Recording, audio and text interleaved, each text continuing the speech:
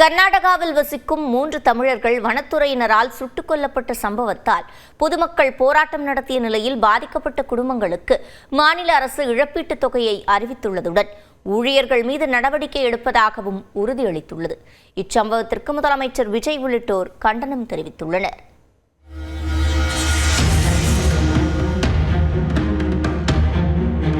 கர்நாடக மாநிலம் சாம்ராஜ்நகர் மாவட்டத்தில் உள்ள ஹானூர் தாலுகாவுக்குட்பட்ட தோமையார்பாளையா கிராமம் மற்றும் சுற்றுப்பகுதியைச் சேர்ந்த தமிழ்நாட்டை பூர்வீகமாக கொண்ட அந்தோனிசாமி, ஜான்ரோஸ் பீட்டர், குமார் சவரியப்பன் மற்றும் ஜோசப் மகிமைதாஸ் ஆகிய 4 பேர் வனப்பகுதிக்கு சென்றுள்ளனர்.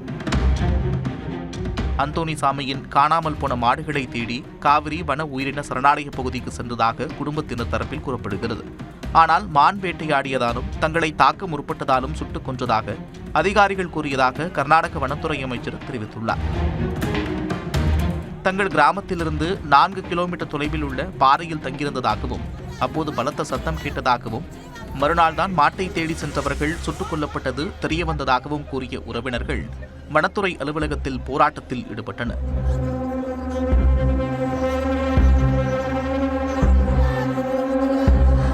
இரண்டாவது நாளாக நேற்றும் ஹானூர் காவல் நிலைய எதிரில் போராட்டம் நடந்த நிலையில் கிராம மக்களோடு அரசு துறை உயரதிகாரிகளும் எம்எல்ஏ மஞ்சுநாத் உள்ளிட்ட மக்கள் பிரதிநிதிகளும் பேச்சுவார்த்தையில் ஈடுபட்டனர். முடிவில் உயிரிழந்த 3 பேரின் குடும்பத்தினருக்கும் அரசு சார்பில் தலா 5 லட்சம் ரூபாயும், எம்எல்ஏ மஞ்சுநாத்தின் சொந்த நிதியிலிருந்து தலா 10 லட்சம் ரூபாயும் நிவாரண நிதி வழங்கப்படும் என்று உறுதியளிக்கப்பட்டது. துப்பாக்கிச் சூட்டில் ஈடுபட்டவர்கள் மீது நடவடிக்கை எடுப்பதாகவும் தெரிவித்தனர். மேலும் அந்தோனிசாமியின் மனைவி அளித்த புகாரின் பேரில் போலீசார் கொலை வழக்கு பதிவு செய்துள்ளனர். இந்த சம்பவத்தின் போது தப்பித்துச் சென்று மைசூரில் சிகிச்சை பெற்று வரும் மகிமைதாசும் எந்தவித காரணமுமின்றி தங்கள் மீது வனத்துறையினர் துப்பாக்கிச்சூடு நடத்தியதாக கூறியுள்ளார். இந்நிலையில் கர்நாடக வனத்துறையினரால் 3 தமிழர்கள் சுட்டுக் கொல்லப்பட்டது வேதனையளிப்பதாகவும் படுகொலையை வன்மையாக கண்டிப்பதாகவும் முதலமைச்சர் விஜய் கூறியுள்ளார். உயர்மட்ட விசாரணைக்கு குழு அமைத்து உரிய தண்டனை வழங்கப்பட வேண்டும் என்றும் பாதிக்கப்பட்டவர்களின் குடும்பத்தினருக்கு தேவையான அனைத்து உதவிகளையும் கர்நாடக அரசு வழங்க வேண்டும் என்றும் குறிப்பிட்டுள்ளார். இந்த சம்பவத்தில் பாரபட்சமற்ற நீதி விசாரணை நடைபெற்று இதற்கு காரணமானவர்கள் தண்டிக்கப்பட வேண்டும் என்றும் உரிய இழப்பீட்டை பெற்றுத்தர வேண்டும் என்று திமுக தலைவர் மு.க. ஸ்டாலின் வலியுறுத்தியுள்ளார். வனத்துறையினர் மீது கொலை வழக்கு பதிவு செய்ய வேண்டும் என்று மதிமுக பொதுச் செயலாளர் வைகோவும், சிபிஐ விசாரணை நடத்தப்பட வேண்டும் என்று பாமக தலைவர் அன்புமணியும் வலியுறுத்தியுள்ளனர். நாம் தமிழர் கட்சியின் ஒருங்கிணைப்பாளர் சீமான், காங்கிரஸ் மாநில தலைவர் மாணிக்கம் தாகூர், தேமுதிக பொதுச் செயலாளர் பிரேமலதா, சிபிஎம் மாநில செயலாளர் பி. சண்முகம் உள்ளிட்டோர் கடும் கண்டனங்களை தெரிவித்துள்ளனர். தொடர்வது 1 நிமிட செய்திகள். மதுரை, ராமநாதபுரம், சிவகங்கை மாவட்டங்களில் இன்று இடிமின்னலுடன் மிதமான மழைக்கு வாய்ப்பிருப்பதாக வானிலை ஆய்வு மையம் தெரிவித்துள்ளது. வானிலை ஆய்வு மையம் வெளியிட்டுள்ள செய்திக்குறிப்பில் தமிழக கடலோர பகுதிகளில் கீழ்மட்ட வளிமண்டலத்தில் பலவீனமான காற்றழுத்த தாழ்வு பாதை நிலவுவதாக தெரிவிக்கப்பட்டுள்ளது. இதன் காரணமாக மேற்கு தொடர்ச்சி மலை மாவட்டங்கள் மதுரை, சிவகங்கை, ராமநாதபுரத்தில் இன்று மிதமான மழைக்கு வாய்ப்பிருப்பதாக தெரிவிக்கப்பட்டுள்ளது. இதேபோல நாளை செங்கல்பட்டு, விழுப்புரம் மாவட்டங்களில் கனமழையும், மேற்கு தொடர்ச்சி மலை மாவட்டங்கள், வடக்கு கடலோர தமிழகத்தில் மிதமான மழையும் பெய்யக்கூடும் என வானிலை ஆய்வு மையம் கணித்துள்ளது. இதேபோல் நாளை மறுதினம் சென்னை, திருவள்ளூர், செங்கல்பட்டு, விழுப்புரம், நீலகிரி ஆகிய மாவட்டங்களில் கனமழை பெய்யக்கூடும் என்று வானிலை ஆய்வு மையம் தெரிவித்துள்ளது. அதே நேரம் வட உள் தமிழகத்தில் அதிகபட்ச வெப்பநிலை 4 நாட்களுக்கு இயல்பை விட 3 டிகிரி செல்சியஸ் வரை அதிகரிக்கக்கூடும் என்று வானிலை ஆய்வு மையம் தெரிவித்துள்ளது. சென்னையை பொறுத்தவரை இன்று வானம் ஓரளவு மேகமூட்டத்துடன் காணப்படும் என்றும் மாலை அல்லது இரவு நேரங்களில் மிதமான மழைக்கு வாய்ப்பிருப்பதாகவும் வானிலை ஆய்வு மையம் கணித்துள்ளது. 4 நாட்கள் விடுமுறைக்கு பின்னர் தமிழ்நாடு சட்டப்பேரவை இன்று கூடுகிறது. தமிழ்நாடு சட்டப்பேரவை கடந்த 5ஆம் தேதி கூடிய நிலையில் அன்றைய தினம் 2026-2027 நிதியாண்டிற்கான நிதிநிலை அறிக்கை தாக்கல் செய்யப்பட்டது. அதனைத் தொடர்ந்து 6ஆம் தேதி வேளாண் நிதிநிலை அறிக்கை தாக்கல் செய்யப்பட்டது. அதன் பின்னர் தொடர்ந்து 3 நாட்கள் நிதிநிலை அறிக்கை மற்றும் வேளாண் நிதிநிலை அறிக்கை மீதான விவாதம் நடைபெற்றது. இதில் எதிர்க்கட்சியினர் எழுப்பிய கேள்விகளுக்கு நிதியமைச்சர் மரிய வில்சன் மற்றும் வேளாண் அமைச்சர் வினோத் உள்ளிட்டோர் சட்டப்பேரவையில் பதிலளித்தனர். இதனைத் தொடர்ந்து கடந்த புதன்கிழமை சட்டப்பேரவை நிகழ்வுகளுக்கு பிறகு தொடர்ந்து 4 நாட்கள் விடுமுறை விடப்பட்டது. இந்நிலையில் இன்று மீண்டும் சட்டப்பேரவை கூடும் நிலையில் துறை வாரியாக மானிய கோரிக்கை மீதான விவாதமும் தொடங்குகிறது. முதல் நாளில் வருவாய் மற்றும் பேரிடர் மேலாண்மைத்துறை, இயற்கை சீற்றங்கள் குறித்த துயர் தணிப்பு, மருத்துவம் மற்றும் மக்கள் நல்வாழ்வுத்துறை ஆகியவை மீதான மானிய கோரிக்கை விவாதம் தொடங்குகிறது.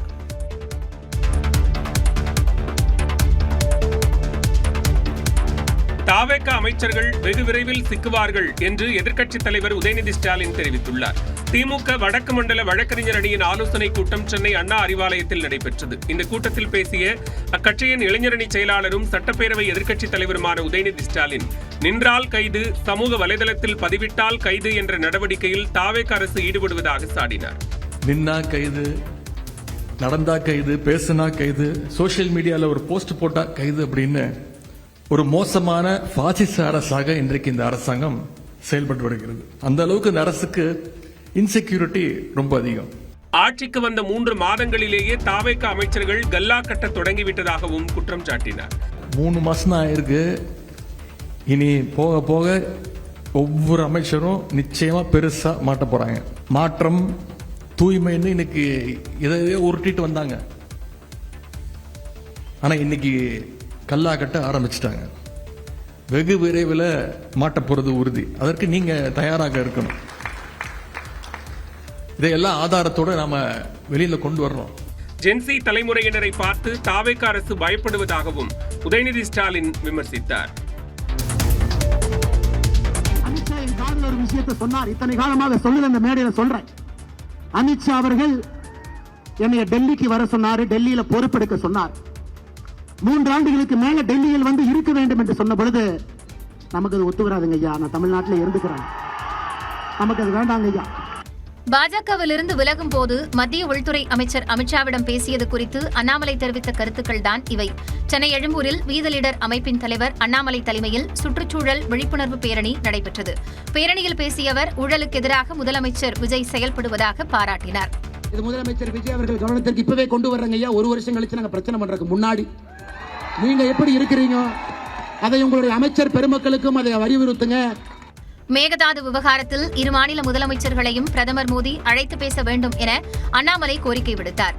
அட்ஜஸ்ட்மெண்ட் அரசியலை கைவிட்டு மக்களுக்காக எதிர்க்கட்சியினர் போராட வேண்டும் என்றும் அண்ணாமலை பேசினார்.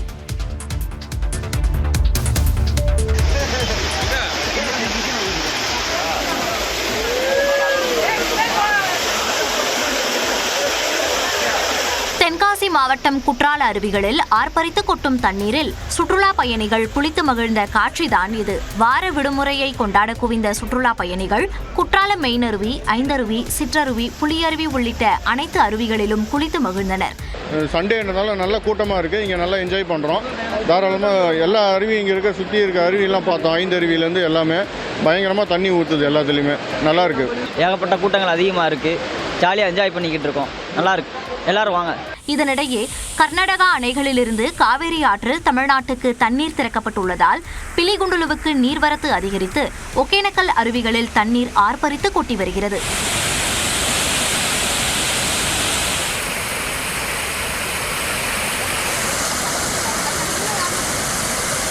நீர்வரத்து வினாடிக்கு 4500 கன அடியிலிருந்து 8000 கன அடியாக உயர்ந்துள்ளதால் சுற்றுலா பயணிகள் மற்றும் சுற்றுலாவை நம்பியுள்ள தொழிலாளர்கள் மிகுந்த மகிழ்ச்சி அடைந்துள்ளனர். ஒகேனக்கலில் தண்ணீர் வரத்து அதிகரிப்பு காரணமாக பரிசல் இயக்குவதற்கு மட்டும் தடை விதிக்கப்பட்டுள்ளது.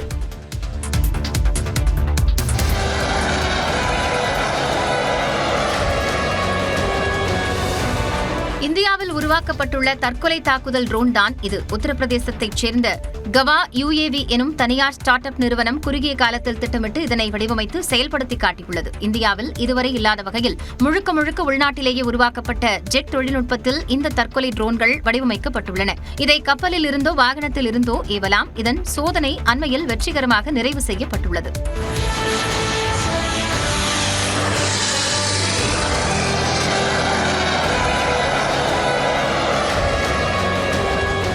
பொதுவாக கமிகேஸ் ட்ரோன் என்றழைக்கப்படும் இவை வழக்கமான ட்ரோன்கள் கிடையாது. இவை குறிப்பிட்ட இலக்கை சென்றடைந்ததும் வானில் ஒரே பகுதியில் 3 மணி நேரம் கூட நிலைத்து நின்று ஏவுகணை போல அதுவே போய் இலக்கை தாக்கி அழிக்கக்கூடிய வல்லமை பெற்றது.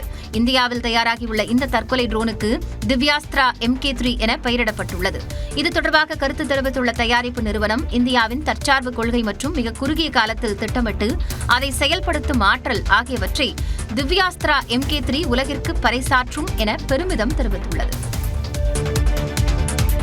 இலங்கைக்கு எதிரான முதலாவது டெஸ்ட் போட்டியில் இந்திய அணி 460 ரன்களை குவித்து வலுவான நிலையில் உள்ளது. இந்திய அணி இலங்கை சுற்றுப்பயணம் செய்து 2 போட்டிகள் கொண்ட டெஸ்ட் தொடரில் விளையாடி வருகிறது. இந்தியா இலங்கை அணிகள் இடையிலான முதலாவது டெஸ்ட் போட்டி காலை மைதானத்தில் சனிக்கிழமை தொடங்கியது. டாஸ் வென்ற இந்திய அணி பேட்டிங்கை தேர்வு செய்தது. அதன்படி இந்திய அணியின் யசஸ்வி ஜெய்ஸ்வால், KL ராகுல் முதல் இன்னிங்ஸை தொடங்கினர். முதல் நாள் ஆட்ட நேர முடிவில் இந்திய அணி 2 விக்கெட் இழப்பிற்கு 288 ரன்கள் எடுத்தது.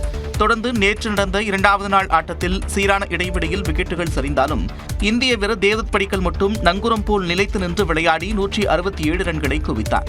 காயம் காரணமாக வெளியேறிய துணை கேப்டன் KL ராகுல் மீண்டும் விளையாட வந்த நிலையில் 82 ரன்களில் ஆட்டமிழந்தார். துரோசூரல் அரைசதம் விளாசிய நிலையில் இந்திய அணி இரண்டாவது நாள் ஆட்ட நேர முடிவில் 9 விக்கெட் இழப்பிற்கு 460 ரன்கள் குவித்தது. இலங்கை அணியில் பிரதப் ஜெயசூர்யா 4 விக்கெட்டுகளும் கெஷரா துவந்தா 3 விக்கெட்டுகளும் கைப்பற்றினர். மஹேந்திரா நிறுவனத்தின் தானியங்கி துறை தலைவர் ஆர் வேலுச்சாமிக்கு சென்னை SRM பல்கலைக்கழக பட்டமளிப்பு விழாவில் கௌரவ டாக்டர் பட்டம் வழங்கப்பட்டது. சென்னை காட்டாங்குளத்தூரில் உள்ள SRM பல்கலைக்கழகத்தில் 22வது பட்டமளிப்பு விழா நடைபெற்றது. விழாவில் கலந்து கொண்ட குடியரசு துணைத் தலைவர் CP ராதாகிருஷ்ணன் மாணவர்களுக்கு பட்டங்களை வழங்கினார். அதனைத் தொடர்ந்து மஹேந்திரா நிறுவனத்தின் தானியங்கி துறை தலைவர் ஆர் வேலுச்சாமிக்கு முனைவர் பட்டம் வழங்கப்பட்டது.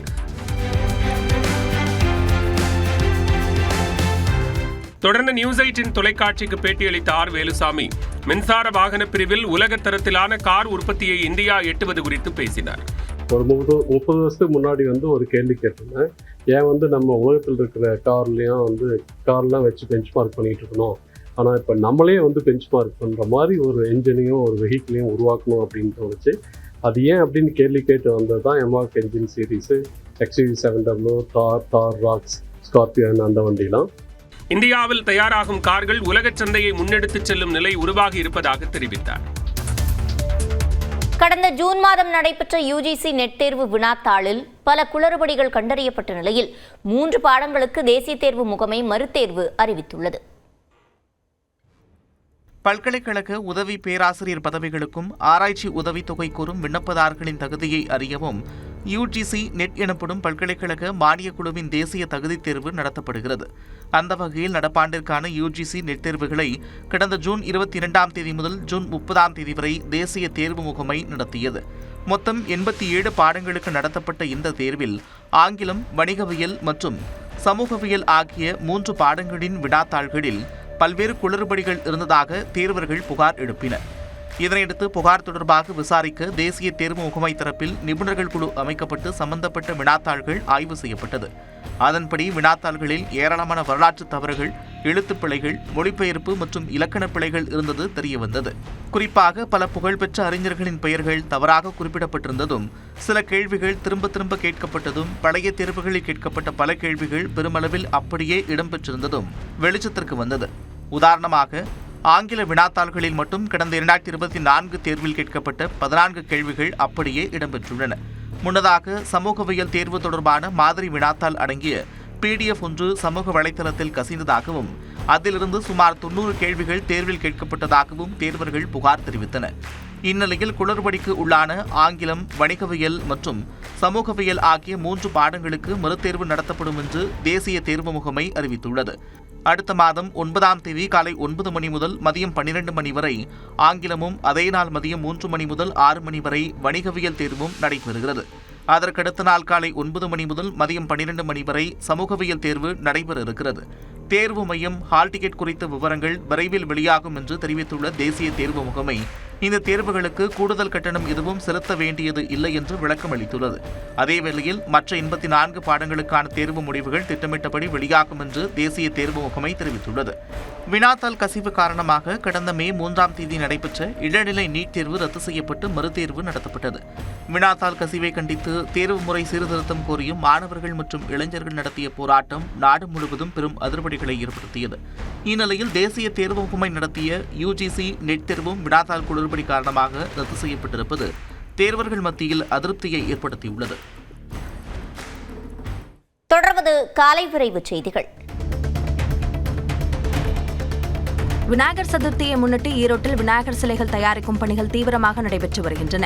சின்ன சடையம்பாளையத்தில் பல்வேறு வடிவங்களில் விநாயகர் சிலை தயாரிக்கப்பட்டு அதில் வர்ணம் பூசும் பணிகளும் விறுவிறுப்பாக நடைபெற்று வருகின்றன. 3 முதல் 11 அடி வரையிலான சிலைகள் பூஜைக்கு தயார் நிலையில் உள்ளதாகவும், காகிதக்கூழ், கல்லுமாவு, குச்சிக்கிழங்கு மாவால் சுற்றுச்சூழலுக்கு பாதிப்பு ஏற்படாதவாறு சிலைகள் தயாரிக்கப்படுவதாகவும் தொழிலாளர்கள் கூறினர். கோவை வெள்ளியங்கிரி கோயில் அடிவாரம் பாதையில் தரிசனம் முடித்து திரும்பிய பக்தர்களை வனப்பகுதியிலிருந்து வெளியேறிய ஒற்றை யானை வழிமறித்து அச்சுறுத்தியது. அச்சத்தில் ஒருவர் கீழே போட்டுவிட்டு சென்ற இருசக்கர வாகனத்தை யானை மிதித்து சேதப்படுத்தியது. இந்நிலையில் மலைப்பாதையில் வாகனங்களை நிறுத்தவோ செல்ஃபி எடுக்கவோ கூடாது என்று வனத்துறையினர் எச்சரிக்கை விடுத்துள்ளனர்.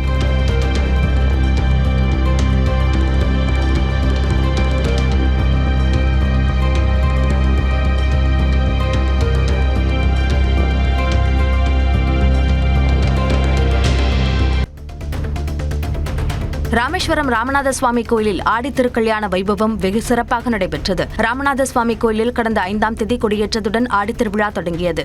முக்கிய நிகழ்வாக நேற்று கோயிலின் தெற்கு வாசலில் அமைக்கப்பட்டிருந்த அலங்கார மேடையில் சுவாமிக்கும் அம்பாளுக்கும் திருக்கல்யாண உற்சவம் நடைபெற்றது. இதில் திரளான பக்தர்கள் பங்கேற்று சாமி தரிசனம் செய்தனர்.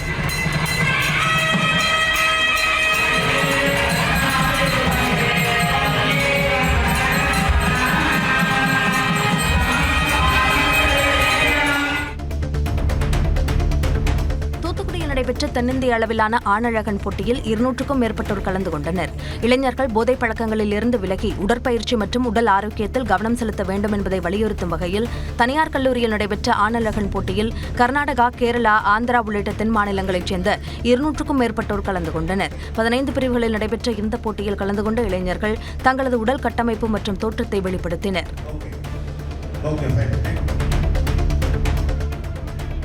சிவகங்கை மாவட்டம் திருப்பத்தூர் அருகே முதலமைச்சர் விஜயன் பிறந்த நாளை முன்னிட்டு வடமாடு மஞ்சு விரட்டு போட்டி விறுவிறுப்பாக நடைபெற்றது. திருக்கோஷ்டியூர் கிராமத்தில் முதலமைச்சர் விஜய் பிறந்த நாளை முன்னிட்டு நடைபெற்ற போட்டியில் 15 காளைகளும் ஒவ்வொரு காளைகளை அடக்குவதற்கு 9 மாடுபிடி வீரர்களும் அனுமதிக்கப்பட்டனர். இந்த மஞ்சு விரட்டு போட்டியில் மாடுகள் முட்டியதில் 5 பேர் காயமடைந்தனர்.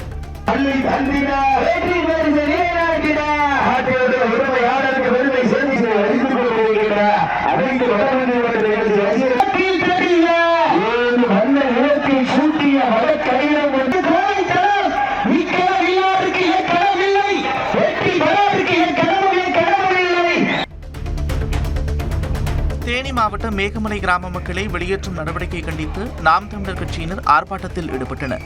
கடமலை மயிலை ஒன்றியத்தில் உள்ள 9 ஊராட்சிகளுக்குட்பட்ட 98 மலை கிராமங்களில் வசிக்கும் மக்களை புலிகள் காப்பகம் என்ற பெயரில் வெளியேற்ற நடவடிக்கை எடுக்கப்படுவதாக கூறப்படுகிறது. இதனை கண்டித்து கடலைகுண்டு காளியம்மன் கோவில் திடலில் நாம் தமிழர் கட்சியினர் ஆர்ப்பாட்டத்தில் ஈடுபட்டனர். கோவை வடவள்ளி ஓனப்பாளையத்தில் தாவேக சார்பில் தேசிய அளவிலான மோட்டார் சைக்கிள் பந்தயம் நடைபெற்றது. இதில் பல்வேறு மாநிலங்களில் இருந்து ஏராளமான வீரர்கள் கலந்து கொண்டு புழுதி பறக்க சீறி பாய்ந்தனர். 5 முதல் 15 வயதுடைய சிறுவர்களுக்கான பிரிவும் நடத்தப்பட்டு பார்வையாளர்களை கவர்ந்தது.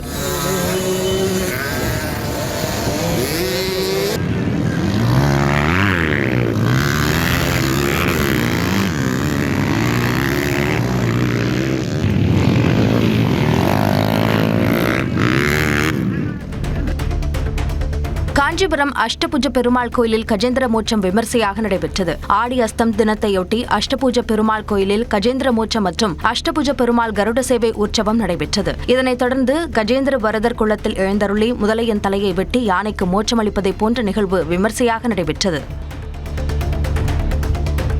அரியலூர் மாவட்டம் திருமானூர் அருகே வீரமாமுனிவரால் கட்டப்பட்ட வரலாற்று சிறப்புமிக்க ஏலாக்குறிச்சி புனித அடைக்கலமாதா தேவாலயத்தில் தூய கன்னி மரியாவின் விண்ணேற்பு விழாவை ஒட்டி உலக அமைதி வேண்டி குத்துவிளக்கு பூஜை நடைபெற்றது. குடந்தை ஆயர் ஜீவானந்தம் தலைமையில் நடந்த இந்த கூட்டு திருப்பலி மற்றும் விளக்கு பூஜையில் 500க்கும் மேற்பட்ட கிறிஸ்தவர்கள் கலந்து கொண்டு பிரார்த்தனை செய்தனர்.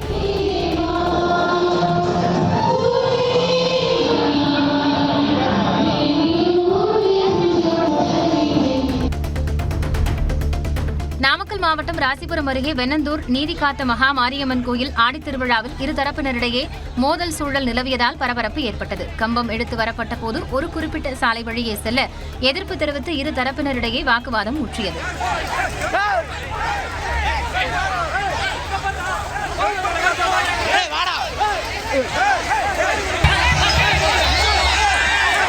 சம்பவத்திற்கு வந்த காவலர்கள் மாற்றுப்பாதை வழியாக கம்பத்தை எடுத்துச் செல்ல அனுமதித்ததை தொடர்ந்து கோயில் வளாகத்தில் கம்பம் நடப்பட்டு திருவிழா தொடங்கியது.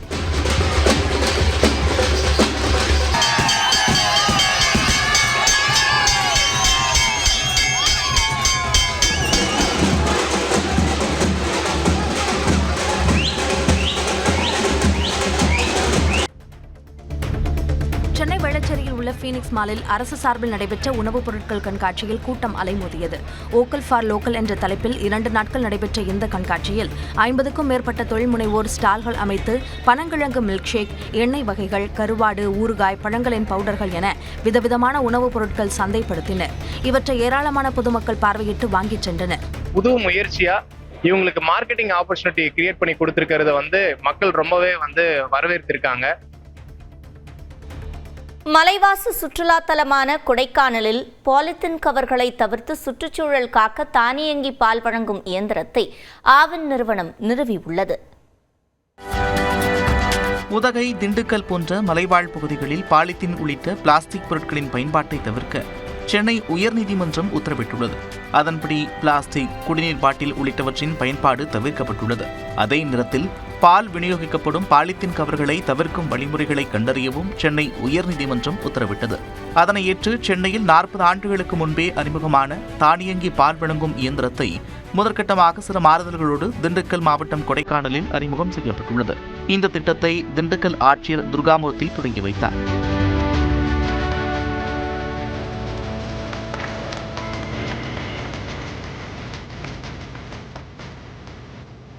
தானியங்கி பால் வழங்கும் இயந்திரம் செயல்படும் விதத்தை ஆட்சியருக்கு ஆவின் நிறுவன பொது மேலாளர் பாணிஸ்ரீ விளக்கினார்.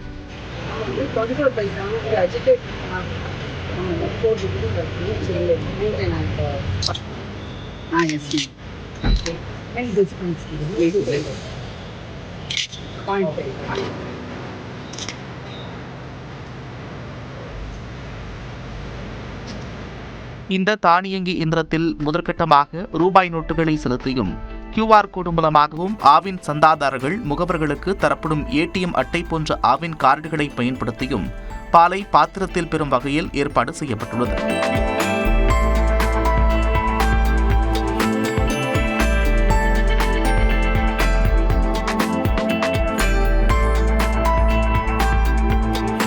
அரை லிட்டர், 3/4 லிட்டர், 1 லிட்டர், 2 லிட்டர் என தேவைக்கு ஏற்ப 10, 20 மற்றும் 50, 100 ரூபாய் நோட்டுகளை சரியான தொகைக்கேற்ப செலுத்தி வாங்கிக் கொள்ளலாம். 10 ரூபாய்க்கு கூட பால் வாங்கலாம். கொடைக்கானல் பொறுத்த வரைக்கும் இங்க பிளாஸ்டிக் பயன்பாடை தவிர்க்கிறதுக்காக நம்ம திண்டுக்கல் ஆவின் சார்பில் நாங்கள் என்ன முடிவு எடுத்திருக்கோம்னா, ஒரு தானியங்கி பால் வழங்கும் இயந்திரத்தை இன்னைக்கு நிறைவேற்போம். மதிப்புமிக்க மாவட்ட ஆட்சியர் மூலமா இதை துவங்கி வச்சிருக்கோம். இதுல என்னன்னா கார்டு, கேஷ், QR கோட் 3லையுமே நம்ம ஆப்ரேட் பண்ணலாம். பண்ணும்பொழுது அவங்களுக்கு எவ்வளவு பால் தேவையோ 10 ரூபாய்க்கு கூட வாங்கிக்கலாம்.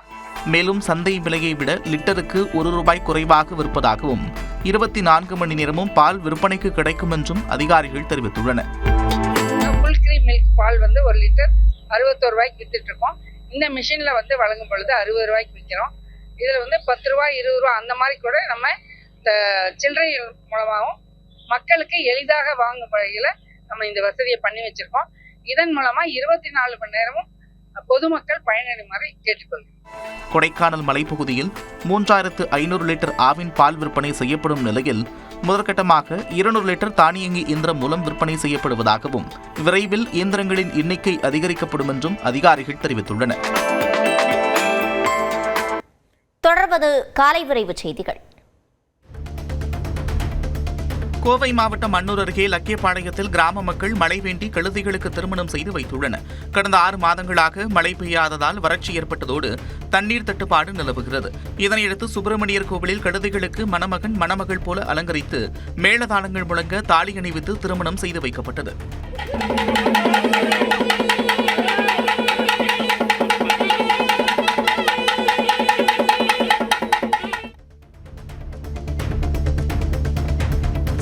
அருகே மஞ்சுவிரட்டில் காளை முட்டியதில் கல்லூரி மாணவர் பரிதாபமாக உயிரிழந்தார்.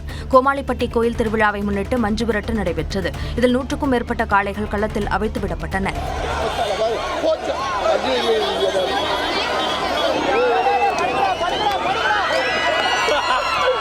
சீறி பாய்ந்த காளை ஒன்று வேடிக்கை பார்த்துக் கொண்டிருந்த இடையமேலூர் பகுதியைச் சேர்ந்த கௌதம் என்ற கல்லூரி மாணவரை முட்டி தள்ளியது. இதில் படுகாயமடைந்த அவர் சம்பவ இடத்திலேயே உயிரிழந்தார். நெல்லை முத்தாரம்மன் கோயிலில் ஆடி முளைக்கொட்டு திருவிழாவையொட்டி அம்மனுக்கு 1008 லட்டு அர்ச்சனை நடைபெற்றது. கடந்த 7ஆம் தேதி ஆடி முளைப்பாரி திருவிழா தொடங்கிய நிலையில் நேற்று அம்மனுக்கு சிறப்பு அபிஷேகத்துடன் பாரம்பரியமான முறையில் லட்டு அர்ச்சனை நடைபெற்றது. இதில் முளைப்பாரி சுமந்து ஊர்வலமாக கோயிலுக்கு வந்து பெண்கள் சாமி தரிசனம் செய்தனர்.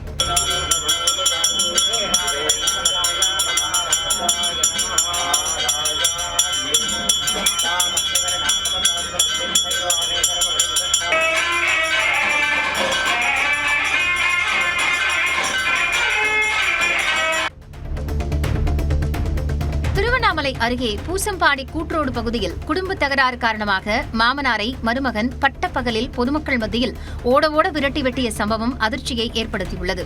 இதில் பலத்த காயமடைந்து ரத்த வெள்ளத்தில் மிதந்த பரசுராமன் மீட்கப்பட்டு திருவண்ணாமலை அரசு மருத்துவக் கல்லூரி மருத்துவமனையில் தீவிர சிகிச்சை பிரிவில் அனுமதிக்கப்பட்டுள்ளார். தப்ப முயன்ற மருமகன் முருகனை பொதுமக்கள் மடக்கி பிடித்து காவலர்களிடம் ஒப்படைத்த நிலையில் விசாரணை நடைபெறுகிறது.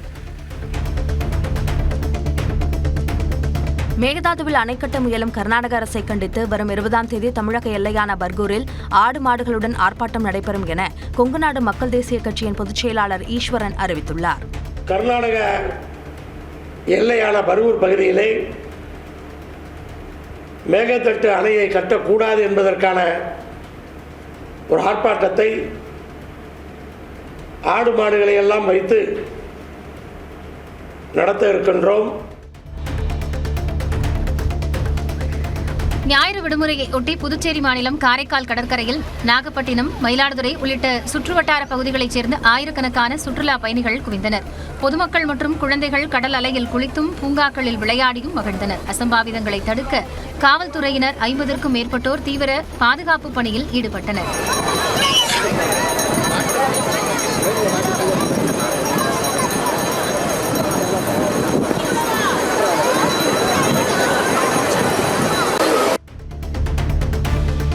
சென்னை பெரம்பூர் ரயில் நிலையத்தில் 2 கோடி ரூபாய் மதிப்பிலான தங்கம் பறிமுதல் செய்யப்பட்ட சம்பவம் பரபரப்பை ஏற்படுத்தியது.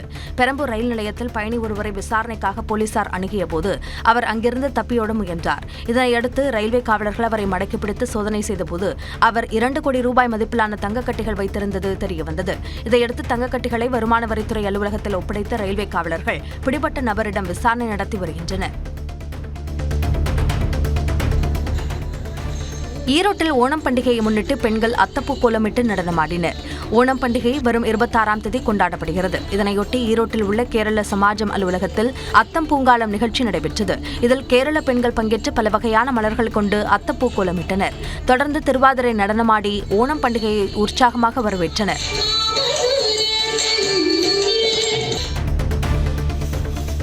திருப்பூர் மாநகராட்சி ஊழியர்களே குப்பைகளை எரிப்பதால் கடும் புகைமூட்டம் ஏற்படுவதாக பொதுமக்கள் குற்றம் சாட்டுகின்றனர்.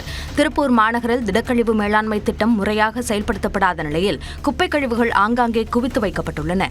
இவற்றை அகற்ற முடியாததால் தூய்மைப் பணியாளர்கள் ஆங்காங்கே குப்பைகளை தீ வைத்து கொளுத்துகின்றனர். இதனால் சுவாச கோளாறு உள்ளிட்ட பிரச்சினைகளால் அவதிப்படும் சூழல் ஏற்பட்டுள்ளதாக அப்பகுதி மக்கள் தெரிவித்துள்ளனர்.